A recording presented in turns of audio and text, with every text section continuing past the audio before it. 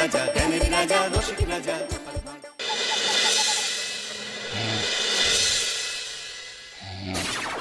রাজা কৃষ্ণচন্দ্র, আমি এসেছি রে। চোখ খুলে দেখো বাবা, কে কে কে আপনি? আমি স্বামী খট্টটানন্দ। আমি জানতে পেরেছি তোর মনে সুখ নেই, তাই তো সেই সুদূর হিমালয় থেকে ছুটে এলাম। ও, আপনি কি করে জানলেন সাধু বাবা? ওরে পাগল ছেলের কথা শোনো। সন্তানের মনের কথা যদি জানতেই না পারি, তাহলে কিসের তপস্যা আর কিসের ধ্যান? কি কি জেনেছেন সাধু বাবা? 3 দিন ধরে মনে কোনো সুখ খুঁজে পাচ্ছি না, নানান রকম চিন্তায় জর্জরিত হয়ে রয়েছি। তার মধ্যে আজ 3 দিন হলো রানী বাপের বাড়ি গিয়ে রয়েছে। সুখ কি তোর একার? এই মায়ার সংসারে সুখ খুঁজে পাবি কি করি? তোর যে তপস্যার সময় হয়েছে বাবা। শোন, এই পাথরটা ধর। আমি যোগ বলে এই মন্ত্রপুত পাথর পেয়েছি। কাল পূর্ব দিকের নদীর পারে এই মন্ত্রপুত পাথর স্থাপন করবি। আমি চাই তুই নিজে এই পাথরের আরাধনা করিস। তাই ওইখানে এক কুটির বানিয়ে তুই একা থাকবি। একা? আর রানী? সংসারে দুঃখ ছাড়া আর কিছুই নেই। তোর আসলে সুখ লুকিয়ে আছে ওই মন্ত্রপুত পাথরে। এই পাথর তোর মনে সুখ ফিরিয়ে আনবে আর এই গোটা রাজ্যে শান্তি বজায় রাখবে। ঠিক আছে বাবা।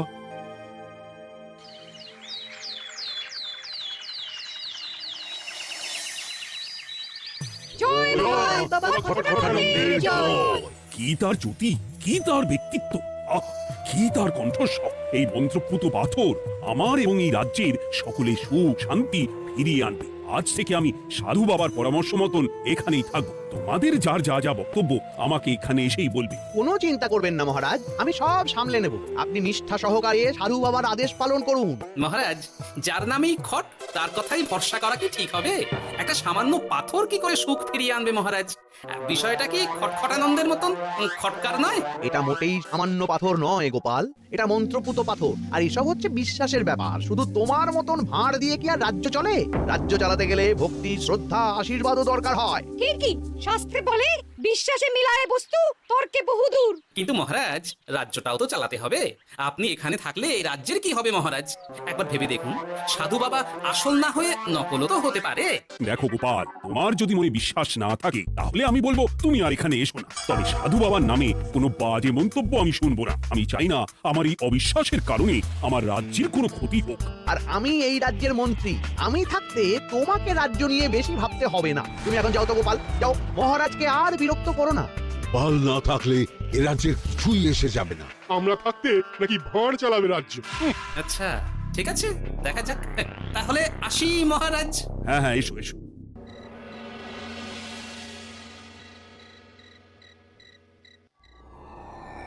মহারাজ, রানী, তুমি ফিরে এসেছো? এ আমি কি শুনছি মহারাজ? আপনি নাকি প্রাসাদে ফিরবেন না ঠিক করেছেন? হ্যাঁ রানী, তুমি ঠিকই শুনেছো। আমি আর প্রাসাদে ফিরবো না। আমি এখানে থেকে ওই মন্ত্রপুত পাথরের আরাধনা করব। কে না কে এসে আপনাকে বলল আর আপনি প্রাসাদ ছেড়ে এই কুটিরে থাকবেন? আপনার শরীর খারাপ করবে মহারাজ, আপনি ফিরে চলুন। কে না কে নয় রানী, স্বামী খটখটানন্দ খুব বড় সাধু। উনি যোগ বলে আমার দুঃখের কথা জানতে পেরে সেই হিমালয় থেকে ছুটে এসেছেন আমাকে ওই পাথর দিতে। তুমি আমার ফিরতে জোর করো না রানী। আর আপনার রাজ্য, আপনার প্রজারা, তাদের কি হবে মহারাজ? সে নিয়ে তুমি ভেবো না রানী, আমি এখানে বসেই মন্ত্রীকে দিয়ে সবটা সামলে নেব। তাহলে আমিও আপনার সাথে এখানে থাকবো, আপনাকে ছাড়া আমি প্রাসাদে ফিরবো না। তা হয় না রানী, সাধু বাবা আমাকে একা থাকতে বলেছেন। এসব ধ্যান যোগ আরাধনা একা করতে হয়। গোপাল সবটা জানে মহারাজ। আহ, আমার সামনেও নাম করবে না রানী। গোপালের কত বড় সাহস, তুমি ভাবো একবার। ও বলে সাধু বাবা ভণ্ডও হতে পারে। আমার তখন ইচ্ছা করছিল ওর মাথার যে কটা চুল আছে সেটাও ছিঁড়ে নিতে। না না, আমি আর গোপালের মুখ দেখতে চাই না। আপনি উত্তেজিত হবেন না মহারাজ, আপনি বিশ্রাম করুন, আমি আবার কাল আসবো। রাতের হাটেও সবজির যা দাম বেড়েছে, এরপর শুধু এক বেলা খেয়ে থাকতে হবে। ইহে ভোলা, বাড়ি না গিয়ে এখানে বসে আছো কেন? দুঃখের কথা কি আর বলবো তোমায় গোপাল দাদা। বলোই না, শুনে দেখি। সামনে বর্ষা আসছে, বাড়ি ছাদটাও মেরামত না করলেই নয়, কিন্তু আমার কাছে তো এখন এত টাকা নেই। তাই ওই গিন্নির সাথে পরামর্শ করে গেলাম মহারাজের কাছে সাহায্য চাইতে।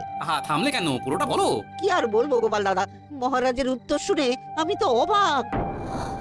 সবই তো বুঝলাম ভোলা, কিন্তু আমার যে কিছুই করার নেই। সাধু বাবা বলেছেন আজ থেকেই রাজ্যের সব সুখ দুঃখের দায়িত্ব ওই মন্ত্রপুত পাথরে। তুমি চিন্তা করো না, এক কাজ করো, তোমার সমস্যার কথা গিয়ে ওই মন্ত্রপুত পাথরের কাছে জানাও। আর তোমরাও আজ থেকে তোমাদের যা চাওয়া পাওয়া আছে সব গিয়ে ওই পাথরকে জানাবে। যা করার পাথরই করবেন। একবার যদি ওই সাধুকে হাতের কাছে পাই না, তাহলে ওই পাথর দিয়েই বেটার মাথা ফাটাবো। কিছু বললে গোপাল দাদা? না, কিছু বলিনি। যাও তুমি বাড়ি যাও, চিন্তা করো না, দেখি কি করা যায়।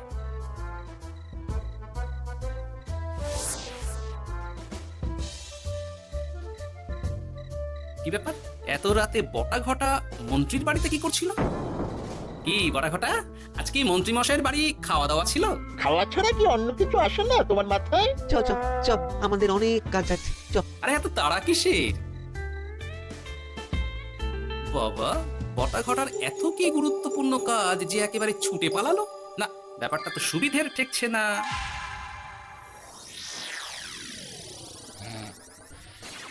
রাজা কৃষ্ণচন্দ্র, ওঠো বাবা, আমি এসেছি। সাধু বাবা, আপনি এসেছেন? কেমন আছিস বাবা? ভালো আছি বাবা, তবে মনে এখনো পুরোপুরি সুখ খুঁজে পাইনি। সুখ কি তোর একা? কি করে সুখ পাবি বাবা?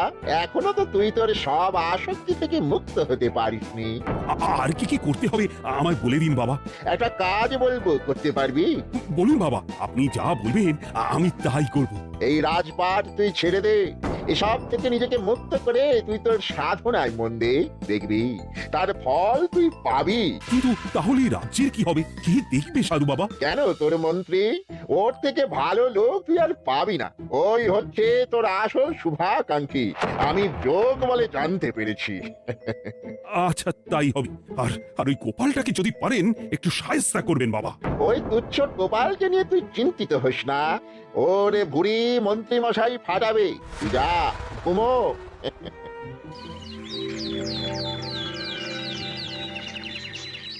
শোনো শোনো শোনো, আজ থেকে মহারাজ কৃষ্ণচন্দ্রের আদেশে এই রাজ্যের ভার এই রাজ্যের মন্ত্রীর।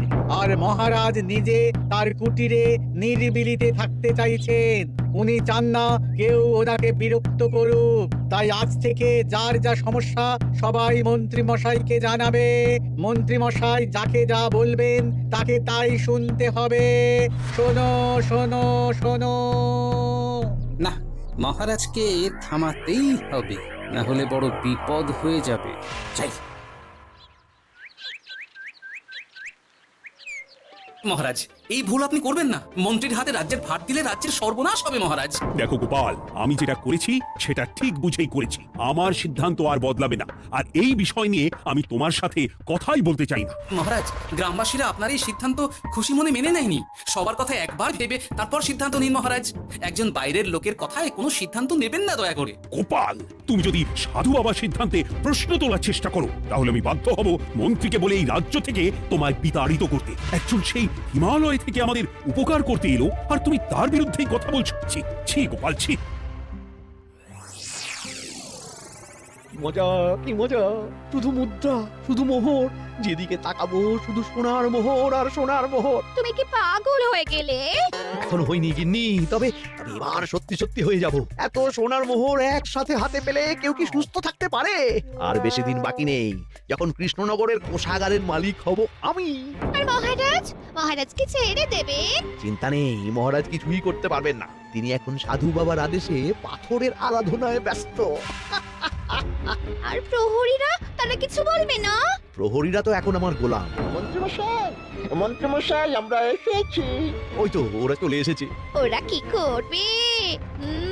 ওরাই তো কোষাগার লুট করতে আমায় সাহায্য করবে। রাজকোষাগার হবে শুধু আমার আমার আমার।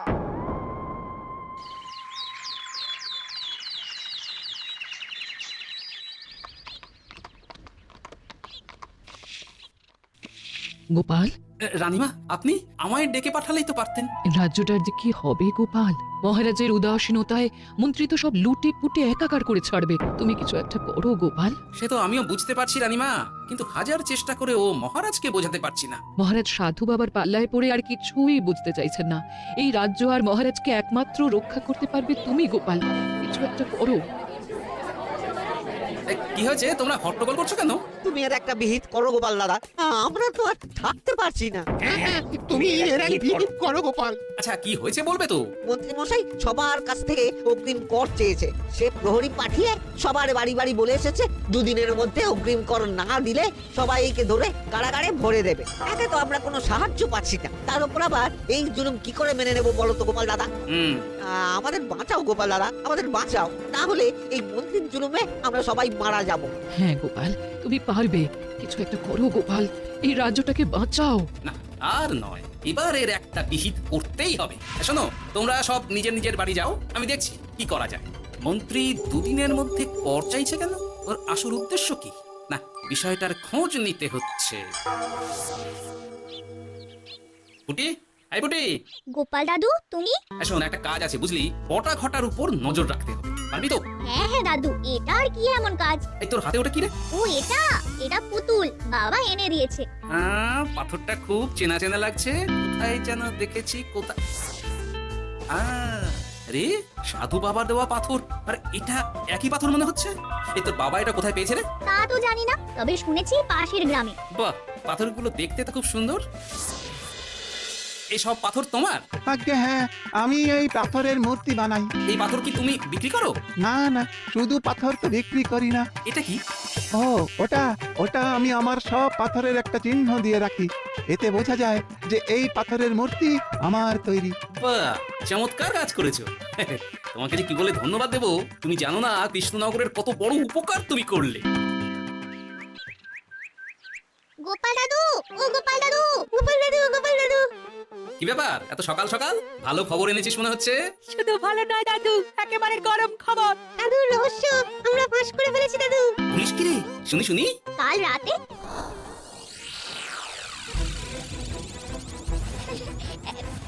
এত সোনা, এত মোহর আমি একসাথে কোনোদিন দেখিনি। ও এইসব আমাদের? হ্যাঁ গিন্নি, হ্যাঁ, এই সব আমাদের, সব। ওরে বাবা, আমার তো বিশ্বাসই হচ্ছে না। ভাবলেই গায়ে কাঁটা দিচ্ছে। রে বটা, আজ সাধু সেজে মহারাজের কাছে গেছিলি? হ্যাঁ, মহারাজ তো আজ প্রায় পা ছুঁয়ে প্রণাম করতে যাচ্ছিলেন, কিন্তু কোনো মতে ঠেকিয়েছি। বলেছি প্রণাম নেওয়া আমার গুরুর বারণ আছে। আর আমি তো আজ এমন ধোঁয়া দিয়েছি যে মহারাজ একেবারে কেসে কেসে অস্থির। আর মাত্র 2 দিন, এই 2 দিন খেলাটা চালিয়ে যেতে পারলেই কেল্লা ফতে। আচ্ছা, এবার আমার কাছে পুরো বিষয়টা পরিষ্কার হলো। বাহ, তোরা দারুণ কাজ করেছিস রে। এবার শুধু আজ রাতে প্রমাণটা পেলেই হয়ে যাবে।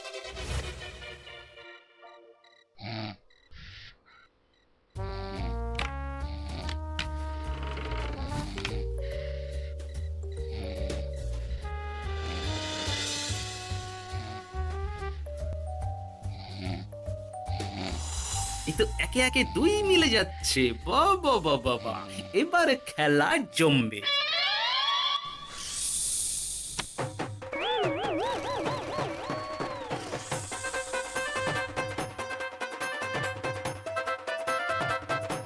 এই ঘটা ঘটা রে, এই ঘরে এত ধোঁয়া এলো কি করে রে? সত্যি তো, এত ধোঁয়া এলো কি করে? ঘরে কি আগুন লাগলো নাকি রে? এই বটা, ওটা কি রে? হ্যাঁ, এ তো ভূত। আমরা তো কিছু করিনি। আমরা কিছু করিনি, বিশ্বাস করো ভূত দাদা, আমরা কিছুই করিনি। তোরা আমাদের পূর্বপুরুষের প্রস্তর খণ্ড নিয়ে এসেছিস। তোদের এত বড় সাহস, আজ আমরা তোদের ঘোড় বটকাবো। আমরা কোনো খণ্ডমণ্ড নিইনি ভূত দাদা। এই কথা, তুই কি ওনাদের কোনো খণ্ড এনেছিস? না না না না না, আমি তো অমন কিছু আনিনি। আমার মনে হয় ওই আপনাদের কোথাও একটা ভুল হচ্ছে। মহারাজকে ওই পাথর তোরা কোথা থেকে এনে দিয়েছিস? ওটাই আমাদের প্রস্তর খণ্ড, আমাদের 5 পুরুষের সম্পত্তি। ওটা তো আমরা পাশের গ্রামে এক মূর্তি কারিগরের থেকে চুরি করে করে এনেছি। আপনারা যান না, যান, ওই কারিগরের কাছে ওরকম অনেক পাথর আছে। আমাদের ওটাই চাই। ও বাবা, তুমি আবার কে? আমাদের দাদু তৃতীয় পুরুষ। ও দাদু, এই ছুরি ভূত দাদু, ওটা আনতে গেলে না মন্ত্রী মশাই আমাদের খুব মারবে। খা, ওদের মুন্ডু চিবিয়ে খা। না না, ওরকম করবেন না দাদু ভূত, তাতে আমাদের খুব লাগবে। তাহলে বল, মন্ত্রীর আসল উদ্দেশ্য কি? দুদিন পর ও কি করবে? দুদিন পরে মন্ত্রী মশাই কোষাগার লুট করে রাজ্য থেকে পালাবেন। এবার আমাদের ছেড়ে দিন দাদু ভূত। তোদের ছাড়তে পারি একটাই শর্তে। বলুন বলুন।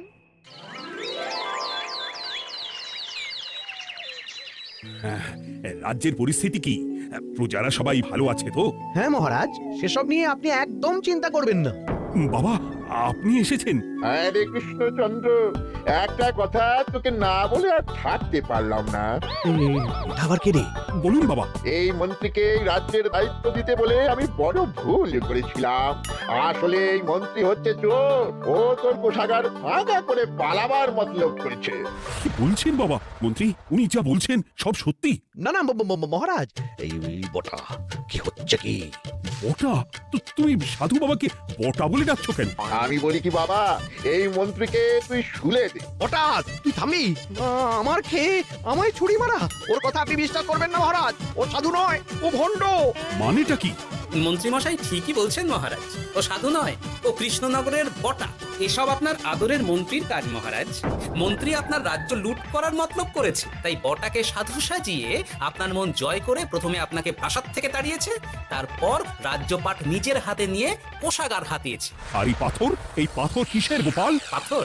পাথর এই কারিগরের মহারাজ।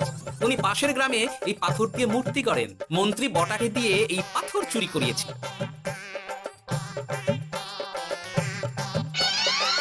ওই পাথর আমার মহারাজ। আমি তোমায় ছাড়বো না মন্ত্রী, তোমায় আমি শুলে দেব। প্রহরী, প্রহরী! কেউ আসবে না মহারাজ। প্রহরীরা এখন আমার কথা ছাড়া আর কারোর কথা শুনবে না। আমি এখন আপনাদের সামনে দিয়ে আপনার কোষাগার নিয়ে চলে যাব, আর আপনারা শুধু দাঁড়িয়ে দাঁড়িয়ে দেখবেন। ন্যাপলা পুঁটি গুলটে, মন্ত্রীকে বেঁধে ফেল। এত সোজা নয় গোপাল, দেখবে? প্রহরী, প্রহরী! চেঁচান চেঁচান, আরো জোরে চেঁচান, কিন্তু ফল হবে না। আপনার প্রহরীরা সব গ্রামবাসীর হাতে বন্দী।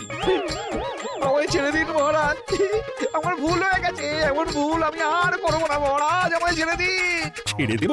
তোমার ব্যবস্থা আমি করছি। কিন্তু গোপাল, আমার মনের সুখের কি হবে? আমি কি আর সুখী হতে পারবো না? কেন পারবেন না মহারাজ? রাজার আসল সুখ তো তার প্রজার সুখে। একদম ঠিক কথা বলেছে গোপাল, প্রজার সুখেই রাজার সুখ। ঠিক গোপাল, ঠিক। তুমি না থাকলে যে আমার কি হতো? জয় গোপালের জয়! জয় গোপালের জয়।